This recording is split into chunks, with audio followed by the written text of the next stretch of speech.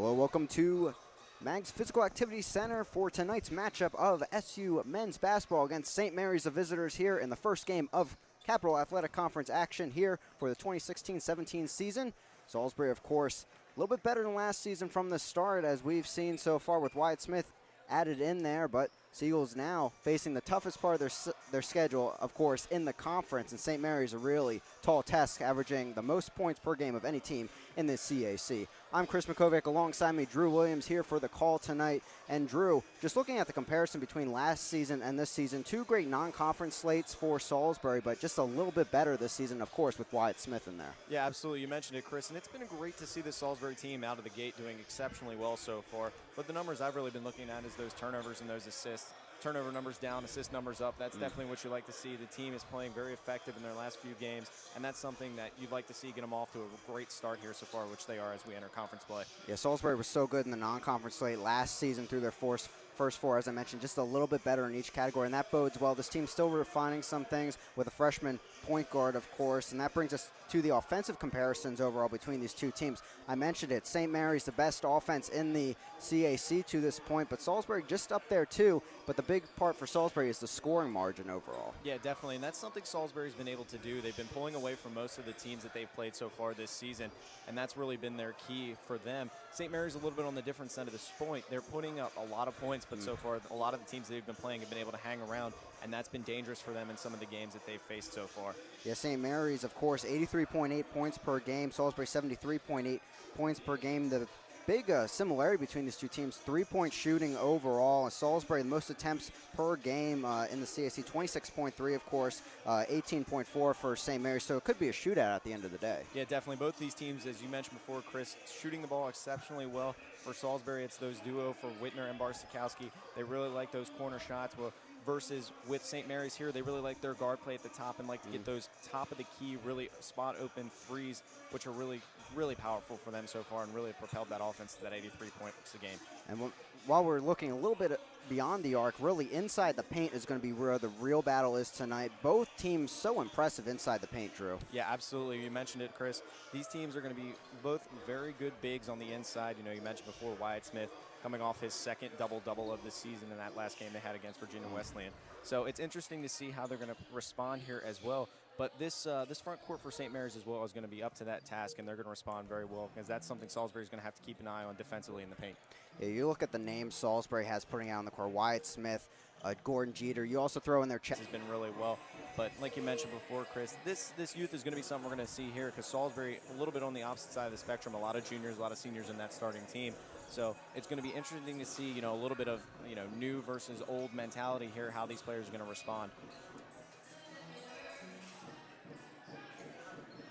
And the big battle for SU, of course, will be, you know, can Wyatt Smith battle inside, get his baskets, but also can he kick it out to what they do so special, which is shoot the three at times, which we saw in the first game against Goucher, and Barsikowski has been lights out from out there all season. Yeah, that's something they definitely thrived on. It's Wyatt Smith does exceptionally well driving into the paint, really collapsing the defense around him, and then kicking it out to Barsikowski or Whitmer in those corners for three, and that's been very effective, and they've been able to knock down those shots when the time's been coming. So it's going to be key to see not only how those players themselves, Barsikowski and Whitmer, can work themselves open for three, but how Wyatt Smith attacks the paint with these strong forwards for St. Mary's. Yeah, Wyatt Smith, one of the best players on this team in assists for sure. As we take another look at the St. Mary's guard power, Salisbury young guards in there along with Strawn, who's the sort of super senior on this team. But St. Mary's, they have their power in their guards.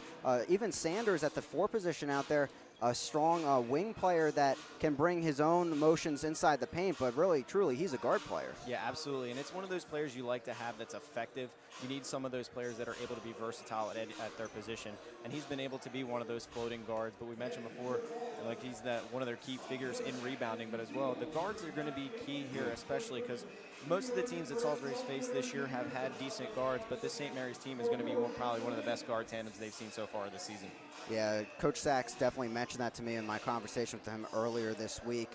One of the stronger guard units for sure. Delazzo Smith out there, Bynum, who's a JUCO transfer, leading them in points per game for sure. Now moving on a bit, looking at deeper into that guard distribution for both teams overall. Salisbury despite having the youth of Leader out there, a little bit of an edge. He's been very strong, 3 assists per turnover, one of the best averages in that category across the conference. He's been very surprising and good of late. Yeah, that's something we kind of we most lately didn't really expect, coming from a freshman.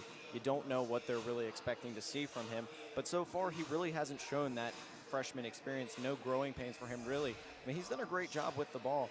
The turnover's really been down, but you mentioned before, he's done a great job with the assists, really directing the offense, and that's what boded well for Salisbury so far. That's the big difference between these two teams. It comes down to assist to turnover ratio, because a big problem for St. Mary's, last game against Greensboro, they won, but 11 assists compared to 22 turnovers. It's a big problem against a great defense like Salisbury. Yeah, it's really, really bad for the St. Mary's team. They're averaging 14.8 turnovers so far this year, and that's been really problematic for them. Just a little over 11 assists a game, and that's something you really like to see. Those turnovers were killing them in that game, and that was really one of the reasons why they were able to come away with a victory, but the team was able to just hang around enough, and that could be problematic for them in the season if they don't clean up these turnovers here. And definitely turnovers against an SU defense that, again, is at the top of their game. Most of the season last season, they were number 1 or number 2 in the nation in points given up a game, and they started at 56.5, fifth in the nation, not stopping there. And you can look at the inside the paint, but also the guard play on the outside. Again, it brings me back to Leader and Strong coming off the bench. They've been very strong. Yeah, absolutely, and it's been great to see, and you mentioned it before, Chris, those turnovers, Salisbury thrives on those points. So it's interesting to see how this team is going to be able to do that against the St. Mary's team, because we've mentioned before they have a little bit of a shaky defense, so if they're beat in the paint, that's a situation. Salisbury has been somewhat decent from the line this year, so, foul these players, make them go to the line and see how they do, because they haven't been to the line very much so far this year. And Salisbury averaging 15.5 attempts per game. St. Mary's, a 26th in the nation, best in the CAC, 26.2 per game. Both teams averaging 71% from the line. Salisbury, though, not giving too many personal fouls up. Great defense from them, stout under Coach Sachs. 15.8 personal fouls per game, 21.2 for St. Mary's. So we might see a little bit more fouling from St. Mary's, but when you have a guard-heavy team, you're going to get that sometimes. Now, we're just going to talk about some of the players to watch here. Levante Sanders for St. Mary's, the player we're looking for here. And we mentioned him a little bit, Drew.